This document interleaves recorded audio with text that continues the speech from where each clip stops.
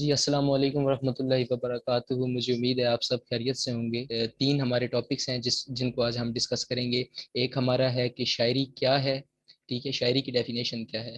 دوسرے نمبر پہ ہمارا آئے گا شاعری کی اقسام کیا ہیں، ٹائپس آف پوئٹری۔ اور جو تیسرے نمبر پہ ہماری چیز آئے گی وہ جو اکثر لوگوں کو غلط فہمی ہو جاتی ہے، نظم اور غزل کے درمیان بنیادی فرق کیا ہے۔ ان تین چیزوں کو آج ہم ڈسکس کریں گے۔ سب سے پہلا جو ہمارا ہے وہ ہے کہ شاعری ہے کیا چیز۔ تو سب سے پہلے تو یہ سمجھنا ہے کہ شاعری بیسیکلی ہے کیا، شعر کیوں کہتے ہیں، یا شعر کہنے کی ضرورت کیوں پیش آئی۔ شاعری بیسیکلی اشعار کا وہ مجموعہ ہے جس کے اندر کوئی بھی شاعر اپنے احساسات اور جذبات کو بیان کرتا ہے۔ اب وہ اپنے طریقے سے کرتا ہے، ٹھیک ہے۔ ٹاپکس موضوعات وہی رہتے ہیں شاعری کے اندر، مطلب کہ جو ہمارے معاشرے کے اندر، سوسائٹی کے اندر ہو رہا ہے، ویسے بھی جو ادب ہے وہ سوسائٹی کو ہی ریپرزینٹ کرتا ہے۔ تو جو معاشرے میں ہو رہا ہے موضوعات تو ہمارے پاس وہی ہیں، ٹھیک ہے، لیکن ہر شاعر کا بات کرنے کا اپنا انداز ہے۔ جیسے ہر افسانہ نگار کا، کہانی لکھنے والے کا، مضمون نگار کا، کالم نگار کا اپنے اپنے حوالے سے ایک ہی ٹاپک کو وہ ڈسکس کرتے ہیں۔ اسی طرح جو شاعری ہے اس میں شاعر جو ہیں وہ اپنے اپنے حساب کے ساتھ اپنے احساسات اور اپنے جذبات کو شاعری کی شکل میں ڈھال دیتے ہیں۔ سیف کا یہاں مجھے ایک شعر یاد آ رہا ہے کہ سیف انداز بیاں رنگ بدل دیتا ہے، ورنہ دنیا میں کوئی بات نئی بات نہیں۔ تو مطلب یہ ہے کہ موضوعات وہی ہیں، ازل سے وہی ہیں، آج بھی وہی ہیں، وہی پرابلمز ہمیں سوسائٹی کے اندر مل رہے ہیں۔ کچھ پرابلم ساتھ نئے بھی کریٹ ہوتے ہیں، لیکن وہ وقت کے ساتھ ساتھ وہ تاریخ کا حصہ بن جاتے ہیں۔ ان کو شاعر احساسات اور جذبات کو شعری مجموعے میں ڈالتا ہے، اشعار کی شکل میں ڈالتا ہے۔ اس چیز کو ہم بیسیکلی شاعری کہتے ہیں۔ اب شعر قصدن کہا جاتا ہے۔ پہلے میں آپ کو بات بتاؤں، اب قصدن کہنے اور ایک ہمیں پتہ ہے کہ شاعر پہ آمد ہوتی ہے۔ اب ان دونوں چیزوں میں ڈفرینس میں آپ کو سمجھاؤں۔ قصدن سے مراد ارادتاً، ٹھیک ہے، شاعر ایک ارادہ تو کرتا ہے شعر کہنے کا، اس کے ذہن میں ٹاپک بھی ہے کہ میں نے اس ٹاپک پہ لکھنا ہے۔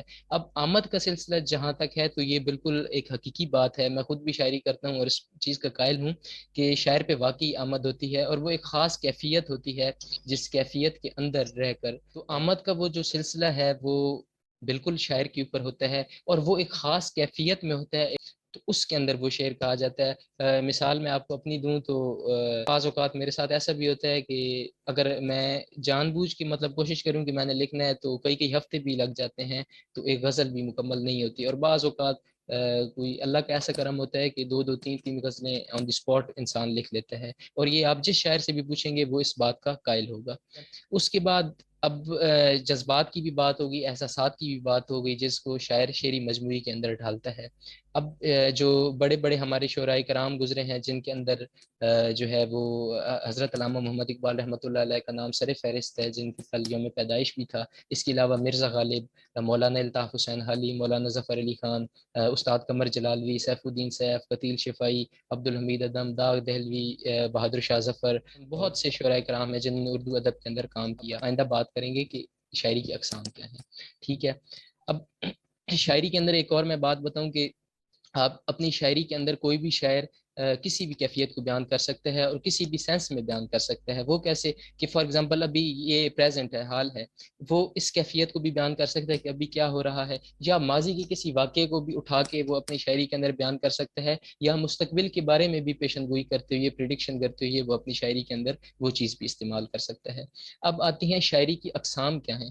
شاعری کی مختلف اقسام ہیں، ٹھیک ہے۔ اب ہم ون بائی ون تمام اقسام پہ بات کریں گے۔ پاس شاعری کی اقسام سب سے پہلی جو قسم ہے وہ حمد ہے، حمد باری تعالیٰ۔ اس سے تمام ممبرز واقف ہیں کہ حمد باری تعالیٰ ہے کیا۔ حمد باری تعالیٰ شاعری کی اس قسم کو کہتے ہیں جس کے اندر اللہ سبحانہ و تعالیٰ کی تعریف بیان کی جائے، اللہ تعالیٰ کی مدح سرائی کی جائے، اللہ تعالیٰ کی بڑائی کو بیان کیا جائے، اور اس کی ذات کو، اس کی صفات کو، اور اس کے کمالات کو بیان کیا جائے۔ ایسی شاعری کو ہم حمد کہتے ہیں، ٹھیک ہے۔ اس کے بعد ایک قسم ہے نعت۔ نعت سے بھی آپ سب واقف ہیں۔ نعت ایسی شاعری کو کہتے ہیں جس کے اندر حضرت محمد صلی اللہ علیہ وآلہ وسلم کی جو ہے وہ شان بیان کی جائے، ان کی صفات، کمالات، ان کی ذات کے متعلق ان کی شان میں مدح سرائی کی جائے، اس کو ہم نعت کہتے ہیں۔ ایک قسم ہمارے پاس آتی ہے منقبت کی۔ منقبت ایسی شاعری کو کہتے ہیں جس کے اندر جو ہے وہ تعریف بیان کی جائے کسی بھی شخصیت کی، کہ صحابہ کرام رضوان اللہ علیہ مجمعین کی، یا اہل بیت اطہار علیہ السلام کی، شہداء کربلا کی، اولیاء کرام کی، ٹھیک ہے۔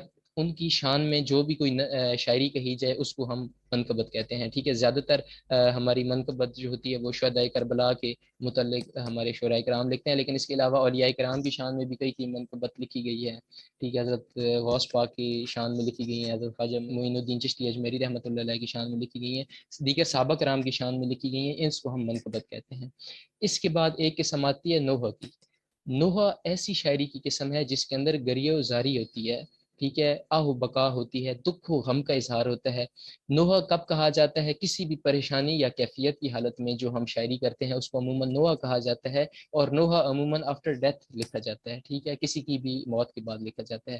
زیادہ تر ہمارے ہاں جو نوحے ہیں وہ شہدائے کربلا کی ان واقعات کو پس منظر میں لاتے ہوئے شعراء کرام شاعری کرتے ہیں، جو اکثر ہم انٹرنیٹ پہ سنتے بھی رہتے ہیں۔ تو وہ نوحے ہیں جس کے اندر گریہ و زاری کی جائے، آہ و بقا کی جائے، اور جس کے اندر ہمارے مطلب کہ کسی بھی ایسے پروسیجر کو لایا جائے، کسی ایسے واقعے کو لایا جائے جس میں دکھ و غم کا اظہار ہو، اس کو شاعر اپنے احساسات کے ذریعے شاعری میں بیان کرے، ٹھیک ہے۔ اس کے بعد نظم ایک قسم ہے شاعری کی۔ نظم کیا ہے؟ نظم کی اقسام کے بارے میں ہم اگلے لیکچر میں بات کریں گے، اس میں صرف آپ کو میں بیسیکلی نظم بتا دوں نظم ہے کیا۔ نظم کی اپنی بھی کافی اقسام ہے، جیسے پابند نظم ہو گئی، آزاد نظم ہو گئی، ٹھیک ہے۔ نظم کیا ہے؟ نظم ایسی شاعری کو کہتے ہیں، ٹھیک ہے، جس کے اندر کسی ایک ہی موضوع کے اوپر بات کی جائے، مسلسل بات کی جائے، ٹھیک ہے، ایک ٹاپک کے انڈر ہی وہ پوری چیز لکھی جائے۔ فار ایگزامپل ایک درخت ہے، ٹھیک ہے، وہ اس درخت کے اوپر اگر لکھی جائے، گلاب کے پھول کے اوپر لکھی جائے، یا پہاڑ کے اوپر لکھی جائے، یا کسی بھی ٹاپک پہ، نیچر کی کسی چیز پہ لکھی جائے، یا واٹ ایور کسی بھی موضوع پہ لکھی جائے، پاکستان پہ لکھی جائے، یوم اقبال پہ لکھی جائے، ٹھیک ہے، تو نظم جو ہے وہ کسی ایک خاص ٹاپک کے اندر آتی ہے، اور ہر شعر جو ہے وہ پچھلے شعر کے ساتھ انٹر کنیکٹڈ ہوتا ہے۔ یہ میری بات آپ نے ہمیشہ یاد رکھنی ہے، نظم کیا ہر شعر دوسرے شعر کے ساتھ انٹر کنیکٹڈ ہے، دوسرے شعر کے ساتھ جو ہے وہ اس کا ربط ہے، یعنی جو اگلا شعر ہے اس کا پچھلے شعر کے ساتھ ربط ہے، اس کے اگلے شعر کا اس سے پچھلے شعر کے ساتھ ربط ہے، اسی طرح یہ پوری نظم تسلسل کے ساتھ چلتی رہتی ہے، ٹھیک ہے۔ اور اس میں نظم میں بیسیکلی جو عمومی طور پہ قافیہ اور ردیف کی پابندی ضروری نہیں ہے، لیکن پابندی ہوتی بھی ہے، اور اگر نہ بھی کریں تو بھی وہ نظم کہلائے گی۔ نظم جو ہے، کوئی بھی شاعری جو ہے وہ ایک خاص اوزان کے اندر کی جاتی ہے، خاص بحروں کے اندر کی جاتی ہے، ٹھیک ہے، اور ایک خاص وہ وزن ہوتا ہے۔ مثال کے طور پہ مومن کا ایک شعر ہے، تم میرے پاس ہوتے ہو گویا جب کوئی دوسرا نہیں ہوتا، یہ ایک خاص ردم کے اندر ہے۔ اسی طرح کچھ بحریں اس طرح ہوتی ہیں کہ مت سیل ہمیں جانو پھرتا ہے فلک برسوں، تب خاک کے پردے سے انسان نکلتے ہیں، ٹھیک ہے، یہ ایک اور بحر ہو گئی۔ تو اس کے بعد جو ہے ردیف اور کافی کی پابندیاں ہوتی بھی ہیں نظم کے اندر، نہ بھی کریں تو وہ ایک آزاد اور پابند نظم کے اندر وہ ایک علیحدہ اس کی اقسام ہے، اس کے بارے میں ہم اگلے لیکچر میں ڈیٹیل سے ڈسکس کریں گے۔ ایک ہمارے پاس ٹائپ آتی ہے شاعری کی غزل۔ اب غزل کیا چیز ہے؟ غزل اس شاعری کو کہتے ہیں جس کے اندر جس کا کوئی موضوع نہیں ہوتا، سب سے پہلی بات، ٹھیک ہے۔ اس کو میں آخر میں ڈیٹیل میں بھی بتا دوں گا نظم اور غزل میں فرق، لیکن ابھی یاد رکھیں کہ غزل کا کوئی موضوع نہیں ہوتا، غزل غزل ہی ہوتی ہے۔ آپ نے اپنے کورس کی بکس میں بھی دیکھا ہوگا، یا اپنے جو ہے وہ شاعری کی کتابیں آپ نے پڑھی ہوں گی، اس میں بھی صرف اوپر غزل لکھا ہوا ہوتا ہے، کوئی عنوان نہیں ہوتا، کوئی موضوع نہیں ہوتا۔ سیکنڈ پوائنٹ غزل کے کیا ہے کہ غزل کا ہر شعر جداگانہ حیثیت رکھتا ہے، ٹھیک ہے۔ پہلے شعر میں کوئی اور بات ہو رہی ہے تو دوسرے میں ہو سکتا ہے کوئی اور بات ہو رہی ہو، تیسرے میں کوئی اور ہو رہی ہو۔ جیسے فار ایگزامپل پہلے میں شاعر نے اگر محبوب کی بے وفائی کا ذکر کیا ہے، دوسرے میں ہو سکتا ہے اس نے شراب کا ذکر کر دیا ہو، تیسرے میں اس نے جو ہے وہ اپنے کسی دوست کا ذکر کر دیا ہو۔ اس طرح شعر کا غزل کا جو ہر شعر ہے وہ جداگانہ حیثیت رکھتا ہے، اور اس کے ہر شعر کا ایک الگ مفہوم اور معنی ہوتا ہے، وہ پچھلے شعر کے ساتھ اس کا ربط نہیں ہوتا، ٹھیک ہے۔ اب جو غزل کا پہلا خیر کسی بھی شاعری کا ویسے عموماً جو پہلا شعر ہوتا ہے اس کو ہم مطلع کہتے ہیں، اور غزل کا تو پرٹیکولرلی جو پہلا شعر ہوتا ہے اس کو ہم مطلع ہی کہتے ہیں۔ مطلع لفظ نکلا ہے طلوع ہونے سے، جیسے سورج طلوع ہوتا ہے وہ اس کا مطلع ہے، یعنی جہاں سے شاعری کی ابتدا ہو رہی ہے، جہاں سے شاعری بنی جا رہی ہے اس کو ہم مطلع کہتے ہیں، پہلے شعر کو مطلع کہا جاتا ہے۔ اسی طرح جو آخری شعر ہوگا جس کے اندر شاعر اپنا تخلص استعمال کرتا ہے، اب یہاں پہ یہ بات سمجھنے والی ہے کہ آخری شعر جس کے اندر شاعر اپنا تخلص استعمال کرتا ہے اس کو مقطع کہا جاتا ہے، اور مقطع لفظ نکلے ہے قطع کرنے سے، قطع کرنے کا مطلب ہے کاٹ دینا، چھوڑ دینا، ٹھیک ہے، یعنی اب ہماری غزل ختم ہو گئی ہے۔ مقطع اور مطلب کی سمجھ آ گئی ہوگی، آئی ہوپ سو.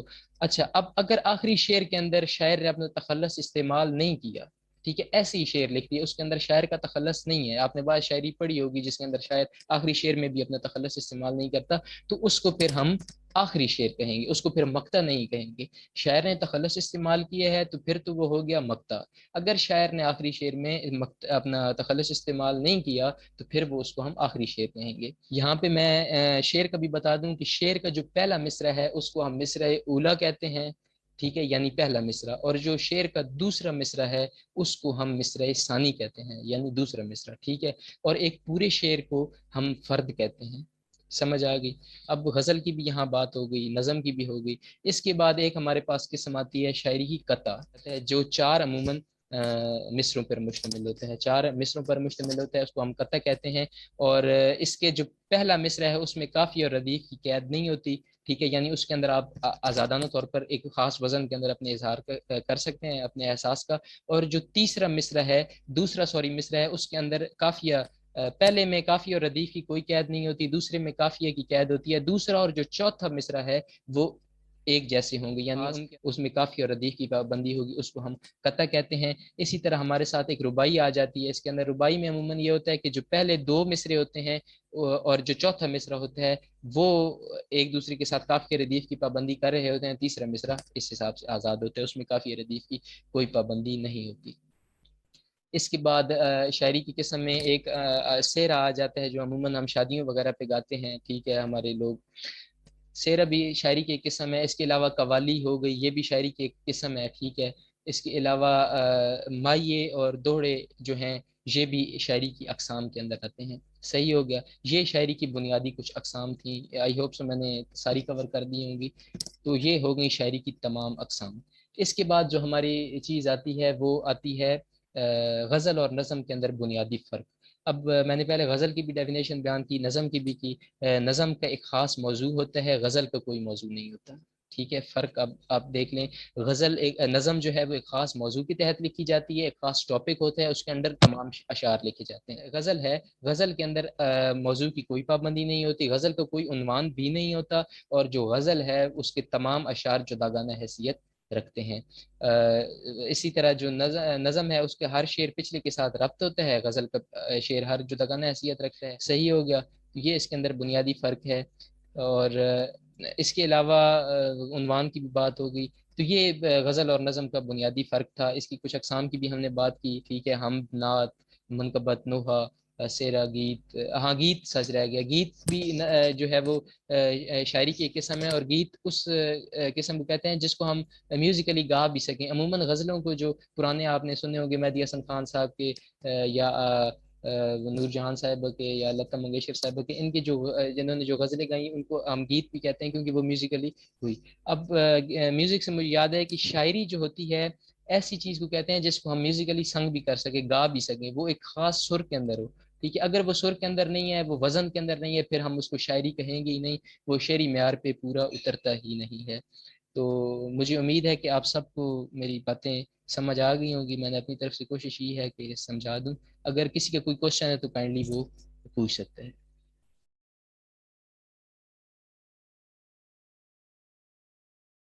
شعر کی میں نے کیونکہ پہلے بات کی کہ یہ ہم شاعری کی بنیادی چیزیں جو مطلب میرے پاس علم ہے وہ میں بتا دوں گا. ادائیگی، شعر کی ادائیگی کیا نا، بالکل آپ کو ایک خاص اوزان جو مجھے معلوم ہے وہ میں بتاؤں گا. اس کے علاوہ اسی لیے باہر سے اسپیکرس بھی ہم ہائر کر رہے ہیں کہ وہ آ کے آپ کو بتائیں. شعر کی ادائیگی کا بالکل آپ کو بتایا جائے گا، معیاری اور غیر معیاری شاعری کا بتایا جائے گا، شعر کا وزن کیسے بنتا ہے یہ بتایا جائے گا. یہ بالکل آپ کو سب یہ اس حوالے سے بنیادی چیزیں تمام بتائی جائیں گی. جی، یہ میں سون والی لٹریری سوسائٹی کا بھی یہاں تعارف کرا دوں. یہ تنظیم ہے، ٹھیک ہے، ایک ادبی سوسائٹی ہے، ایک ادبی تنظیم ہے جس کے اندر ہمارے مختلف مقابلے بھی منعقد ہوتے ہیں، اور اس میں مطلب لوگ آ کے پارٹیسپیٹ کرتے ہیں. مشاعرہ ابھی تک کوئی ہماری تنظیم سے منعقد نہیں ہوا، لیکن ان شاء اللہ تعالیٰ یہ جب ہمارا دورانیہ 1 ماہ کا مکمل ہوگا اس کے بعد ہمارا اپنا ارادہ ہے کہ ہم آن لائن مشاعرے بھی منعقد کروائیں. کیونکہ بوائز تو اکثر آ جاتے ہیں اگر ہم فزیکلی بھی کرائیں، لیکن گرلز کا مسئلہ ہوتا ہے، تو اس لیے ہم آن لائن بھی ارینج کرائیں گے جس کے اندر جو ہے وہ کریں گے. شاعری وغیرہ کرتے ہیں، آپ کو بھی اس میں دعوت ہوگی، آپ نے سب نے آ کے اپنا اپنا کلام پیش کرنا ہوگا. ردیف اور قافیہ کا مطلب، اچھا، ردیف اور قافیہ کیا ہے؟ ردیف اور قافیہ شاعری کے اندر استعمال ہوتے ہیں، اور یہ ایک بہت ضروری ہے۔ ردیف جو بیسیکلی مطلب ہے ردیف کا، اس کے معنی گھڑ سوار کے ہیں، ٹھیک ہے، جو ایک ڈکشنری معنی ہے، ٹھیک ہے۔ لیکن جو ردیف ہے وہ بیسیکلی کہتے ہیں کہ پیچھے آنے والے کو، جو قافیہ کے بعد آتا ہے اس کو ہم ردیف کہتے ہیں، ردیف سے پہلے قافیہ آتا ہے۔ فار ایگزامپل میں آپ کو مثال دوں ایک شعر کی، چلے میں آپ کو اپنا قطعی سنا دیتا ہوں۔ خدا کی ذات سے اے کاش اتنا پیار ہو جائے، ادھر دل میں تمنا ہو ادھر دیدار ہو جائے، شب معراج میں پیاری وہ کیسی گھڑی تھی جب خدا نے خود یہ چاہا کہ وصال یار ہو جائے۔ اب یہاں پہ کافی اور ردیف کیسے ہوگا کہ خدا کی ذات سے اے کاش اتنا پیار ہو جائے، اب پیار آ رہا ہے، ٹھیک ہے، دوسرے میں آ رہا ہے دیدار ہو گیا، اور چوتھے مصرے کے اندر ہمارا آ رہا ہے وصال یار۔ اب پیار، دیدار اور یار، ٹھیک ہے، یہ تین جو ہیں یہ ہم آواز الفاظ ہیں، اور اس کو ہم کہیں گے قافیہ، ٹھیک ہے۔ جو قافیے کی پابندی اس لیے ضروری ہوتی ہے کہ یہ شاعری کے اندر خوبصورتی پیدا کرتی ہے۔ شاعری کے بعد میں جو چیز سوری قافیہ کے بعد میں جو آتی ہے وہ آتا ہے ردیف، ٹھیک ہے۔ ردیف مسلسل تکرار کو کہتے ہیں، جس کے اندر اب ہو جائے ہو جائے ہو جائے تینوں میں مصروں میں آ رہا ہے، ٹھیک ہے، پیار ہو جائے، دیدار ہو جائے، وصال یار ہو جائے، ہو جائے کی مسلسل تکرار ہو رہی ہے اس پورے کے اندر۔ تو اس پورے اس کو ہم کہیں گے ردیف، اور ردیف سے جو پہلے آتا ہے اس کو ہم قافیہ کہتے ہیں۔ جو دیدار، پیار اور یار ہے، یہ آپ شاعری کوئی بھی اٹھا کے دیکھ لیں تو کافی اور ردیف اس کے اندر موجود ہوگا۔ شعر کے پہلے مصرے کو کیا کہتے ہیں، ان کی اقسام کلیئر کر دیں جی، میں بتا دیتا ہوں۔ شعر کے پہلے مصرے کو مصرع اولیٰ کہتے ہیں۔ اس سے پہلے میں ایک چیز اور کر دوں کہ آپ کیا کریں، چلیں آئی تو ہو گیا نا، کاپی اپنے پاس رکھ لیے کریں، جو مین مین ہیڈنگز ہیں وہ لکھ لیے کریں نا، جیسے اقسام کی میں نے کون کون سی اقسام بتائی وہ کم از کم لکھ لیں، تو اس سے یہ ہے کہ آئندہ آپ جب بھی دیکھیں گے تو وہ آپ کو کلیئر ہو جائے گا۔ اچھا، مصرع، شعر کا پہلا مصرع جو ہے وہ مصرع اولیٰ کہلاتا ہے، اولیٰ اول آنے والا، ٹھیک ہے۔ شعر کا دوسرا مصرع جو ہے وہ مصرع ثانی کہلاتا ہے، ثانی مطلب سیکنڈ نمبر پہ جو آتا ہے، اور ایک پورے شعر کو فرد کہا جاتا ہے۔ ان کی اقسام کلیئر کر دیجیے، میں بتا دیتا ہوں۔ ان کی جو بنیادی اقسام ہے شاعری کی، وہ ہے حمد ہے، نعت ہے، منقبت ہے، نوحہ ہے، اور گیت ہے، سیرہ ہے، اس کے علاوہ نوحہ ہے، اور نظم ہے، غزل ہے، ٹھیک ہے، اور ویسے ساتھ دوڑے، مائیے اور قوالی وغیرہ یہ بھی شاعری کے اقسام میں ہی آتی ہیں، کیونکہ یہ بھی پراپر ایک غزل کے اندر لکھی جاتی ہیں۔ ہم جو ہے وہ جس میں اللہ کی تعریف کی جائے، نعت جس میں حضرت محمد صلی اللہ علیہ وآلہ وسلم کی تعریف کی جائے، منقبت جس میں کسی بڑی شخصیت، کسی عظیم شخصیت کی بات کی جائے، وہ صحابہ کرام رضوان اللہ علیہ مجمعین بھی ہو سکتے ہیں، وہ اہل بیت اطہار علیہ السلام بھی ہو سکتے ہیں، ٹھیک ہے، وہ اولیاء کرام رحمۃ اللہ علیہ بھی ہو سکتے ہیں، اور انبیاء کرام علیہ السلام بھی ہو سکتے ہیں، ٹھیک ہے۔ اور اس کے بعد جو نوحہ ہے اس میں گریہ و زاری کرنا، دکھ و غم کا اظہار کرنا، کسی کی آفٹر ڈیتھ عموماً نوحے کہے جاتے ہیں۔ اور گیت وہ ہے جو عموماً ہم فلموں وغیرہ میں سنتے ہیں، آج کل کی بات نہیں کر رہا، آج کل کی فلموں کی شاعری کی بات نہیں کر رہا، میں اولڈ پرانے وقتوں کی بات کر رہا ہوں، اس وقت جو غزلیں وغیرہ پڑھی جاتی تھی ان کو ہم گیت کہتے ہیں، اور عموماً جو ہماری شادیوں پہ پڑھے جاتے ہیں ان کو بھی ہم گیت کہتے ہیں، ٹھیک ہے، جن میں ٹپے بھی آ جاتے ہیں، مائیے بھی آ جاتے ہیں۔ اس کے علاوہ سیرہ وغیرہ جو ہم شادیوں پہ عموماً پڑھا جاتا ہے دولہے کے لیے، اور اس کے علاوہ اور اس کی اقسام میں قوالی ہو گئی، دوڑے ہو گئے، مائیے ہو گئے، یہ اس کی بنیادی اقسام میں شامل ہیں۔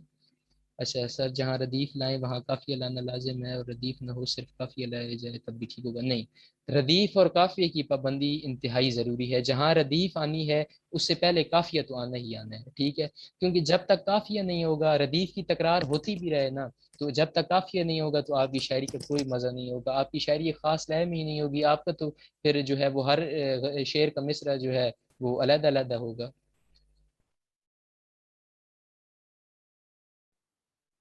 ماہیے اور دوڑے جو ہیں وہ آپ نے اکثر پنجابی میں سنے ہوں گے، شاعر حضرات اکثر چار چار مصروں کے اشعار کہتے ہیں، ان کو بیسیکلی دوڑا کہا جاتا ہے، اردو کے اندر بھی دوڑے لکھے جاتے ہیں، اور مائیے بھی شاعری کی ایک قسم ہے، ٹھیک ہے۔ میں نے مائیے دوڑے پڑھے کبھی نہیں ہیں، نہ مجھے ان میں انٹرسٹ ہے، لیکن مجھے یہ پتہ ہے کہ بس وہ شاعری کی اقسام ہے۔ تو مائیے زیادہ تر ہماری شادی پہ گائے جاتے ہیں، جیسے وہ جس کے اندر مثال کے طور پہ وہ پہلے مصرے کے اندر کسی شہر کا ذکر کرتے ہیں تو دوسرے مصرے کے اندر جو ہے وہ اپنے محبوب کا کوئی ذکر کر دیتے ہیں، اکثر پنجابی میں آپ نے سنے ہوں گے، ان کو میرے خیال میں مائی کہتے ہیں۔ اچھا جی، اگلا سوال ہے، میں نے پوچھا تھا کہ جہاں ردیف لائیں وہاں قافیے کا لانا ضروری ہے. جی جی، جہاں پہ ردیف ہوگی وہاں پہ قافیے کا ہونا لازمی ہوگا، یہ بات بھی یاد رکھنی ہے. ردیف اور قافیہ کا آپ یوں سمجھ لیں کہ چولی دامن کا ساتھ ہے. اگر آپ ردیف کی تکرار کرتے بھی رہیں اور قافیہ کی پابندی نہ ہو تو پھر کوئی فائدہ نہیں ہے. پھر آپ کی وہ جو ہر مصرع ہے، وہ ہر مطلب کہ غزل کا یا نظم کا جو دوسرا مصرع ہوگا وہ عجیب سی کیفیت پیش کرے گا، جہاں پہ کوئی وہ مزہ نہیں آئے گا. ٹھیک ہے، جیسے میں نے آپ کو اپنا قطع سنایا تھا تو اس کے اندر پیار، یار اور دیدار یہ تین قافیے آئے تھے. تو اب اگر یہاں پہ کوئی اور لفظ لگا دیا جائے تو آپ یقین مانیں کہ شعر پڑھنے کا مزہ ہی نہیں آئے گا. اور دوسری بات یہ کہ وہ پھر اس شعر کے معیار پہ ہی نہیں ہوگا. جو شعری اصول بنائے گئے ہیں، جو شعری معیار بنائے گئے ہیں، اس پہ وہ کبھی بھی پورا نہیں اترے گا. قافیہ اور ردیف کی پابندی ہونا لازمی ہے. قافیہ ہم آواز الفاظ کو کہا جاتا ہے، یہ یاد رکھیں. قافیہ ہم آواز الفاظ کو کہا جاتا ہے جو کسی بھی نظم یا غزل کے اندر بار بار دہرائے جائیں. اور ردیف جو ہے وہ ایک تکرار ہے. بعض نظموں یا غزلوں میں آپ نے صرف آخر میں ہے پڑھا ہوگا تو وہ ہے ردیف کے طور پہ کام کرے گا. ہے بار بار آ رہا ہے ہر مصرے کے آخر میں، مطلب کہ ہر شعر کے دوسرے مصرے کے آخر میں ہے آ رہا ہے، تو وہ جو ہے ردیف ہوگا. اور ردیف سے پہلے جو بھی لفظ آ رہا ہوگا، جیسے بہادر شاہ ظفر کی غزل میرے ذہن میں آ رہی ہے کہ اجڑا لگتا نہیں ہے دل میرا اجڑے دیار میں، کس کی بنی ہے عالم ناپائیدار میں. ٹھیک ہے، اب اجڑے دیار میں دیار اور ناپائیدار قافیہ ہیں، اور میں جو آ رہا ہے آخر میں، یہ پوری غزل میں چلتا رہے گا. تو یہ جو میں ہے یہ ہمارے پاس ردیف ہے. اور اس سے پہلے جو ناپائیدار آ رہا ہے اور اجڑا دیار آ رہا ہے، دیار اور ناپائیدار، یہ جو ہے ہمارے پاس قافیہ ہوگا. سر قافیہ اور ردیف نظم میں بھی استعمال ہوتا ہے. اچھا، ردیف اور قافیہ نظم میں بھی استعمال ہوتا ہے. جی، قافیہ اور ردیف نظم میں استعمال ہوتا ہے لیکن اس کی پابندی ضروری نہیں ہے. یہ کنسیپٹ یاد رکھنا ہے کہ نظم کے اندر اگر قافیہ اور ردیف کی پابندی نہ بھی کریں تو بھی کام چل جاتا ہے. مثال کے طور پہ کئی آپ نے آزاد نظمیں پڑھی ہوں گی، ٹھیک ہے، جس کے اندر تو مطلب کہ اتنا وزن کا بھی وہ بھی ایک خاص وزن میں ہوتی ہے، مگر اگر وہ بھی نہ خیال کریں تو وہ ایک آزاد نظم کے اندر آپ کھل کے اپنے احساسات اور جذبات کا اظہار کر سکتے ہیں. آزاد نظم کو میں آپ کو بتاؤں، آپ کو سمجھ آ جائے گی. آپ نے بعض نظمیں پڑھی ہوں گی، کسی کا مصرع جو ہے وہ لائن وہ 2 لائن کی ہے، دوسری لائن ہو سکتا ہے کہ 5 لفظوں کی ہو، تیسری لائن 4 لفظوں کی ہو، چوتھی 8 لفظوں کی ہو. یعنی اس کے اندر وہ نہیں ہوتا ایک تو اس کو ہم آزاد نظم کہتے ہیں. ٹھیک ہے، اس کو ہم لیکچر میں انشاءاللہ تعالی ڈیٹیل سے ڈسکس بھی کریں گے. ٹھیک ہے، تو باقی جو ہے وہ ردیف اور قافیے کی پابندی ہوتی بھی ہے نظم کے اندر. حمد اور نعت بھی نظم حمد اور نعت کو ہم نظم بھی کہہ سکتے ہیں. ٹھیک ہے، اور اس کے علاوہ کئی نظمیں آپ نے پڑھی ہوں گی، اس کے اندر باقاعدہ وہ اشعار کی صورت میں ہوتا ہے. ٹھیک ہے، اس کو باقاعدہ وزن بھی ہوتا ہے، اوزان بحروں کا خیال رکھا جاتا ہے. تو قافیہ اور ردیف جو ہے وہ نظم میں بھی استعمال ہوتا ہے لیکن پابندی ضروری نہیں ہے کیونکہ یہ اس کی اقسام پہ ڈیپینڈ کرتا ہے. اس کے بعد ہے آپ نا جب کوئی چیز لکھتے ہیں تو میں نے آپ کو لیکچر میں بھی بتایا تھا کہ اس کو ہم میوزیکلی تاکہ نہ گا بھی سکیں. ٹھیک ہے، اب میوزیکلی جب ہم آپ دیکھیں، آپ کوئی بھی سر اس پہ لگا کے دیکھ لیں، کسی اور گانے کی جو ہے وہ آپ چیک کر لیں کہ اگر اس پہ فٹ ہوتی ہے نا تو کیا ہم اس کو میوزیکلی گا سکتے ہیں، اور اگر گا سکتے ہیں تو کیا تمام مصرے اس کے اوپر فٹ بیٹھ رہے ہیں. یہ سب سے آسان طریقہ ہے چیک کرنے کا جو میں عموماً کرتا ہوں. اگر تو وہ اس کے اندر بیٹھ رہے ہیں مکمل، مطلب کہ پھنس کے نہیں آ رہے، وہ آرام کے ساتھ تمام الفاظ اس سر کے اندر آ رہے ہیں، تو پھر وہ آپ کی وزن کے اندر ہے. اور تخلص بھی استعمال کر سکتے ہیں نظم میں. جی بالکل، نظم کے اندر آپ بالکل تخلص استعمال کر سکتے ہیں اور کرنا چاہیے. میں سمجھتا ہوں کہ تخلص آپ اپنے ہر شعر کے اندر میں کہتا ہوں استعمال کریں. ہر شعر سے مراد یہ نہیں کہ غزل یا نظم کے ہر شعر میں جو ہم فردیات لکھتے ہیں نا، سنگل شعر لکھتے ہیں، ایک شعر کہہ دیا، ٹھیک ہے، ان اشعار کے اندر بھی میرا نظریہ ہے کہ تخلص استعمال کرنا چاہیے. اور نظم کے اندر بھی بالکل آخری جو شعر ہے جس کو مقطع کہتے ہیں اس کے اندر تخلص استعمال کر سکتے ہیں اور کرنا بھی چاہیے. غزل کے اندر بھی کرنا چاہیے. ٹھیک ہے، آپ ربائی لکھ رہے ہیں، قطع لکھ رہے ہیں، اس کے اندر بھی کرنا چاہیے. میں سمجھتا ہوں کہ تخلص لکھنے سے وہ آپ کی اسٹیمپ لگ جاتی ہے اس چیز کے اوپر، کیونکہ آپ کا نام، آپ کا تخلص اس میں استعمال ہو جاتا ہے. اب اگر کوئی چوری اس کو کرے بھی صحیح تو آپ کے پاس ثبوت ہے کہ جی یہ میرا تخلص کے ساتھ یہ جو ہے میں نے لکھی ہے. آپ کی اسٹیمپ لگ جاتی ہے، پڑھنے والے کو بھی معلوم ہو جاتا ہے کہ یہ فلاں شاعر کا شعر ہے. تخلص کے بغیر اگر ایسی شعر لکھے ہوئے ہے تو کسی کو کیا معلوم کس کا شعر ہے. تو نظم کے اندر بالکل آپ تخلص استعمال کر سکتے ہیں آخری شعر کے اندر، پھر ہم اس کو بھی مقطع کہیں گے. کنڈیشن اگر آپ ایک خاص کنڈیشن کی بات کر رہے ہیں نا، مثال کے طور پہ کوئی معاشرے کے اندر کیس ہو گیا، آپ کے محلے کے اندر کوئی واقعہ ہو گیا ہے، ٹھیک ہے، آپ کے شہر کے اندر ہو گیا یا پاکستان کے اندر ہو گیا یا کہیں بھی کوئی اگر ایک واقعہ ہو گیا اور آپ نے اس پورے واقعے کی جو ہے وہ آپ چاہتے ہیں کہ اس پورے واقعے کو میں شاعری کے انداز میں پیش کروں، ٹھیک ہے، شعروں میں پیش کروں، پھر اس کو ہم نظم کہیں گے۔ کسی تاریخی واقعے کو اگر آپ چاہتے ہیں کہ آپ شاعری کے اندر پیش کریں تو آپ نے اگر قوالیاں آپ سنتے ہیں تو اس کے اندر آپ نے اکثر دیکھا ہوگا کہ مختلف جو ہیں وہ واقعات کو شاعری کی صورت میں پیش کیا جاتا ہے۔ برد و جھولی میری یا محمد ایک بہت مشہور زمانہ قوالی ہے صابری بردرس کی، آپ سب نے سنی ہوگی، اس کو بعد میں امجد صابری صاحب نے بھی جو ہے وہ ریکارڈ کرایا تھا۔ اس کے اندر حضرت بلال رضی اللہ تعالیٰ عنہ کی اذان کا باقاعدہ پورا واقعہ شاعری کی صورت میں پیش کیا گیا ہے، ٹھیک ہے۔ اب وہ پورا واقعہ ہے اذان بلال کا کہ حضرت بلال نے اذان نہیں دی، صبح نہیں ہوئی، کیا کیا واقعات ہوئی، صحابہ کیسے آیا، آپ صلی اللہ علیہ وسلم نے کیا فرمایا، اس تمام ایک واقعے کو اگر آپ شاعری کی صورت میں پیش کریں گے وہ ہو گیا نظم، ٹھیک ہے۔ اگر آپ نے مختلف اپنے صرف احساسات کو پیش کرنا ہے اور ہر شعر دوسرے سے جدا ہے، غزل کے اندر بھی ہم اپنے جذبات کو پیش کرتے ہیں، کسی واقعے کو بھی ہم غزل کے اندر کوٹ کر سکتے ہیں، جیسے کہ معاشرے کے اندر کچھ ہو گیا، لیکن اگر ہم نے وہ ایک شعر کے اندر یا دو شعروں کے اندر اس غزل کے اندر ایڈ کر دیا، بس اس کا حوالہ دے دیا کہ یہ ایسا ہوا تھا، پھر اس کو ہم غزل کے اندر لائیں گے۔ اگر اس پورے واقعے کو ڈیٹیل کے ساتھ شاعری کے انداز میں پیش کرنا ہے تو پھر اس کو ہم نظم کہیں گے۔ کسی کا کوئی کوشچن نہیں ہے؟ چلیں وائنڈ اپ کرتے ہیں، ٹھیک ہے۔ تو مجھے امید ہے آج کا جو لیکچر ہے وہ آپ سب کو پسند آیا ہوگا، اور ایک بات اور میں آپ سے عرض کروں گا جاتے جاتے کہ اردو زبان جو ہے، یہ ملک جو ہمارا ہے یہ اردو زبان کے لیے حاصل کیا گیا تھا، لیکن یہ ہے کہ اردو ہماری فرسٹ پرائیورٹی جو ہے وہ اردو ہونی چاہیے، اردو زبان کے لیے یہ ملک حاصل کیا گیا ہے۔ کوشش کیا کریں کہ اپنی تمام گفتگو کو اردو کے اندر کیا کریں۔ ہاں، جہاں پہ انگلش کی ضرورت ہے وہاں انگلش بولیں، انگلش کے خلاف نہیں ہوں میں، ٹھیک ہے، کیونکہ وہ بھی ایک زبان ہے اور ہر زبان کا احترام ہمیں کرنا چاہیے۔ چائنیز سیکھیں، کوئی اور زبان سیکھیں، جاپنیز سیکھیں، کچھ بھی آپ سیکھیں، ٹھیک ہے، زبان نے سب کا احترام کریں، لیکن جہاں پہ پرائیورٹی کی بات آ جائے تو ان میں پھر اگر کمپیریزن کی بات ہے تو اردو زبان کو پرائیورٹی دیں۔ یہ ہماری زبان ہے، ہمیں اسی سے محبت ہے اور یہ ملک اردو زبان کے لیے ہی حاصل کیا گیا ہے۔ بہت بہت شکریہ، میٹنگ اینڈ کرتے ہیں، تو بہت بہت شکریہ جناب، اللہ حافظ۔